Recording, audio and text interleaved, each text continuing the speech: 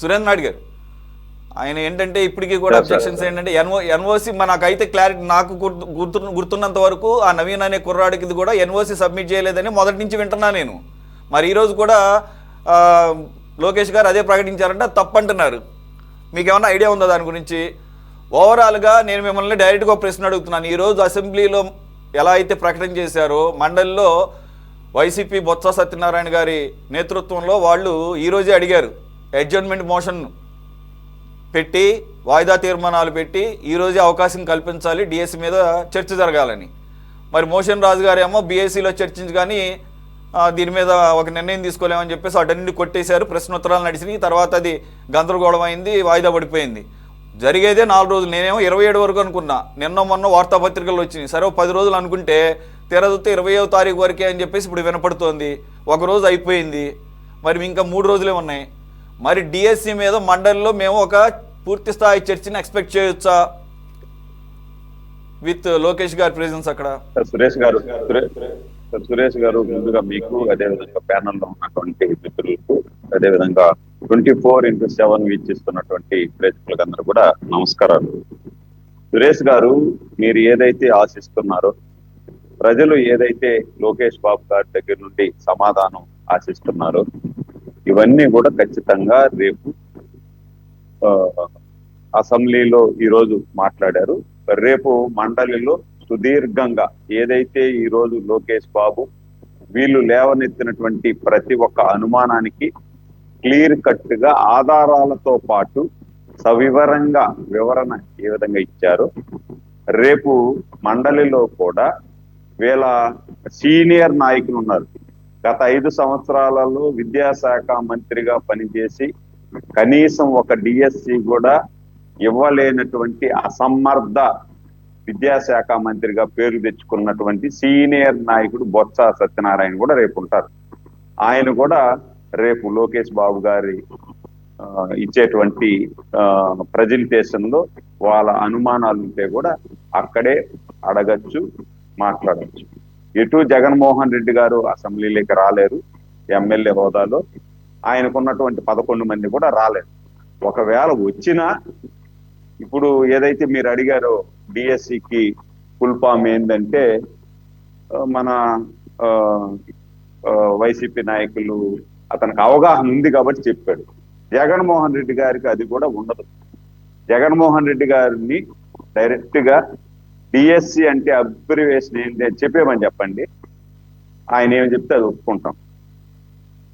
మొన్న మనం మాట్లాడేటప్పుడు ఆ కుర్రోడ్ను అరెస్ట్ చేశారు, కారులో కూడా కాదు బండిలో పోతా ఉండి గుద్దేసినాడు, పంపు కొట్టాడు అన్నారే.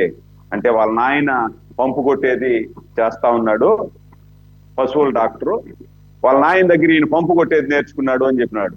అంటే దాన్ని ఏ విధంగా మాట్లాడాలా అనేది కూడా తెలియనటువంటి వ్యక్తి ముఖ్యమంత్రిగా పంపు కొట్టేది అని మాట్లాడినాడంటే ఇంకా డిఎస్సిని గురించి ఆయనకి ఏం తెలుస్తుంది సార్? పాపం ఆయన క్వశ్చన్లు వేసి చంపేస్తే ఆయన దగ్గర సమాధానం ఎక్కడ నుండి ఉంటుంది ఆయన దగ్గర? ఎందుకంటే మనం 10వ తరగతి పేపర్ దొంగలు ఇచ్చినటువంటి వ్యక్తులం కదా మనకు అంత నాలెడ్జ్ మనకు ఉండదు. కాబట్టి దాని గురించి ఎంత తక్కువ మాట్లాడుకుంటే అంత మంచిది. ఇప్పుడు డిఎస్సిని గురించి వీళ్ళు దాదాపు 25 రోజులు 30 రోజుల నుండి మాట్లాడుతున్నారు, యాగి చేస్తున్నారు, పగటి వేసగాళ్ళలాగా రోడ్ల మీద వచ్చి మాట్లాడుతున్నారు. సరే, వీళ్ళు చేసేటువంటి అజిటేషన్ కి ఎవరైనా నేను ఈ డిఎస్సి వల్ల నష్టపోయాను, నాకు అన్యాయం జరిగింది అని ఎవరైనా ఒకరన్నా వచ్చారు సార్ వీళ్ళతో పాటు? ఒకే ఒక వ్యక్తి అన్నా వచ్చి నాకు ఇన్ని మార్కులు వచ్చాయి, ఫలానోడు వచ్చి నా సీట్ కొట్టుకొని వెళ్ళిపోయినాడు అని చెప్పి మాట్లాడినారా? ఇప్పుడు మొన్న వీళ్ళ కరుడు గట్టిన వైసీపీ కార్యకర్త, వెస్ట్ గోదావరి జిల్లా అనుకుంటా, కరుడు గట్టిన వైసీపీ కార్యకర్త, ఆ కార్యకర్త చెప్పాడు, విలేజ్ పేరు మండలాల పేర్లతో పాటు చెప్పాడు. నేను ఏ మండలంలో పోయి అడిగినా నా పేరు చెప్తారు, విలేజ్ లో పోయినా చెప్తారు. నేను ఒక ముస్లిం అభ్యర్థి కదా సురేంద్ర నాయుడు గారు, వెస్ట్ గోదావరి. ఒక ముస్లిం, అవును సార్, వెస్ట్ గోదావరి ముస్లిం అభ్యర్థిని. నేను కష్టపడి చదువుకున్నాను, కష్టపడి చదువుకొని గత 5 సంవత్సరాలలో నేను నమ్ముకున్నటువంటి నాయకుడు నాకు ఉద్యోగం ఇవ్వలేదు. ఈ రోజు నేను ఎవరినైతే దూషించానో ఆ నాయకుడి వల్ల నాకు ఉద్యోగం వచ్చింది. నేను ఈ రోజు మా ఇల్లు పాది అందరూ మెచ్చుకునేటువంటి నాయకుడిని వదిలేస్తున్నాను. నాకు ఉద్యోగం కల్పించినటువంటి చంద్రబాబు గారికి అభిమానిగా మారుతున్నాను అని చెప్పి సాక్షాత్ మీటింగ్ లో చెప్పాడు, మాట్లాడినారు. మీరు ఒకవేళ మీ కార్యకర్త కాదని ఉంటే ఈ ఎరకు ఎప్పుడు ట్రోల్ చేసి ఉంటారు. మా కార్యకర్త కాదు ఇతను, తెలుగుదేశం కార్యకర్త, వీళ్ళు ఈ విధంగా మాట్లాడించి మా మీద బురద వెళ్ళినారని కావాలంటే ట్రోల్ చేసి ఉంటారు. అతను మాట్లాడింది నిజం. అతను వైసీపీ కార్యకర్త. నేను కూడా గూగుల్లో సెర్చ్ చేశాను. వాళ్ళే రోడ్డు మీద వచ్చి మీరు అన్యాయం చేస్తున్నారు జగన్మోహన్ రెడ్డి గారు, మీ మీద మాకు ఎనలేని ప్రేమ ఉంది, మా ఇంట్లో వాళ్ళకి అందరికీ ప్రేమ ఉంది, కానీ నాకు ఉద్యోగం మీ ద్వారా రాలేదు, నేను ఒక మైనారిటీ అభ్యర్థిని మాట్లాడుతున్నారు. మరి ఎక్కడి నుండి ఎందుకు మీరు ఈ మాదిరి పగట వేసగల్లాగా మీరు ధర్నాలు చేయడం, రాస్తాకో రోకోలు చేయడము? మీ పార్టీ ఉనికి కోల్పోయిన దాన్ని మీరు కాపాడుకోవాలంటే ఇంకొక మార్గంలో కాపాడుకోవచ్చు. ఒకవేళ ఇంకేదన్నా మంచి సజెషన్లు ఇచ్చి కాపాడుకోవచ్చు.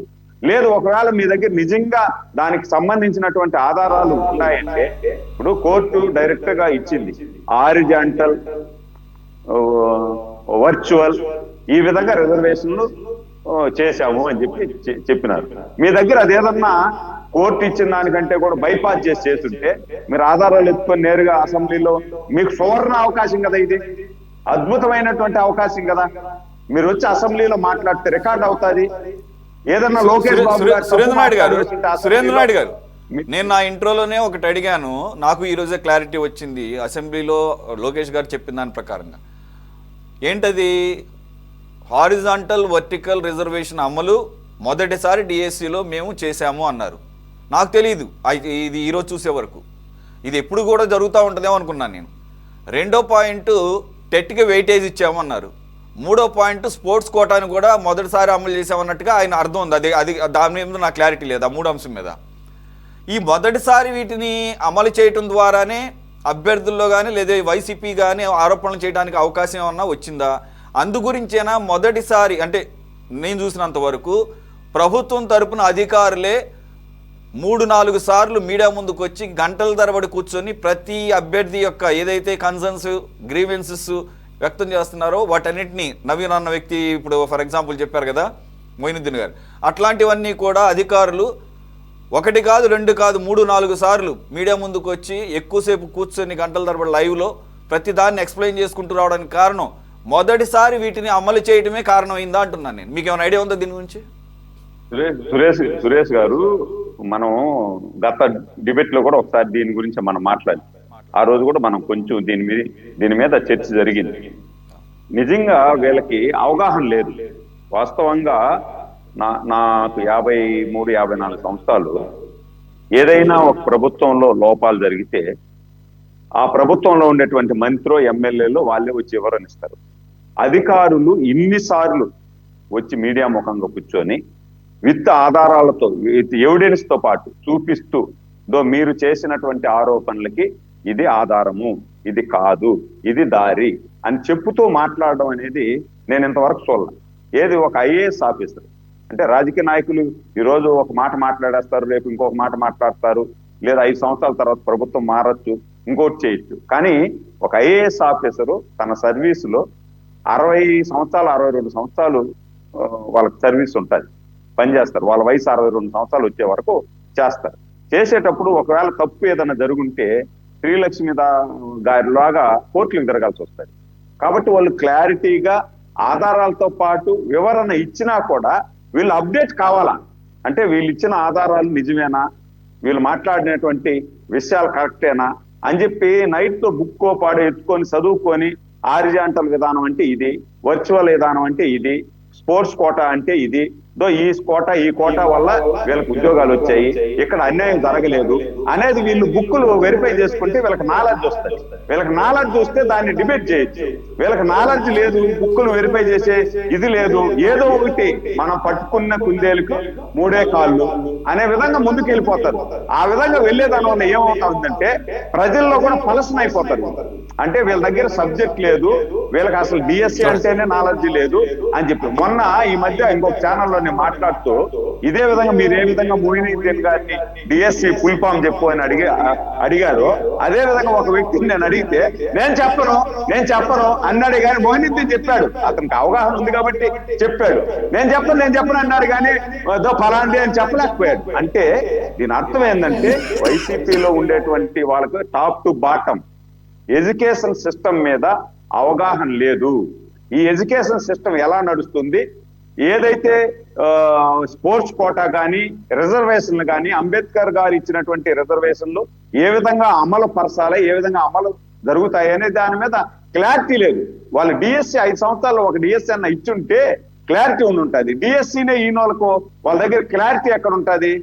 అందుకని నేనేమంటానంటే ఇప్పటికైనా మీరు ఒక ఆరోపణ చేసే ముందు ఈ డిఎస్సి మీద కూలంకుశంగా మీరు చర్చించండి, చదువుకోండి, బుక్కులు ఎత్తుకొని చదువుకున్న తర్వాత మీరు డిబేట్లోకి వస్తే మీ వాణ్ణి సమగ్రంగా వినిపించవచ్చు, లేకపోతే మీ వాణ్ణి పసలేని వాదన అవుతుంది. Okay sir, right.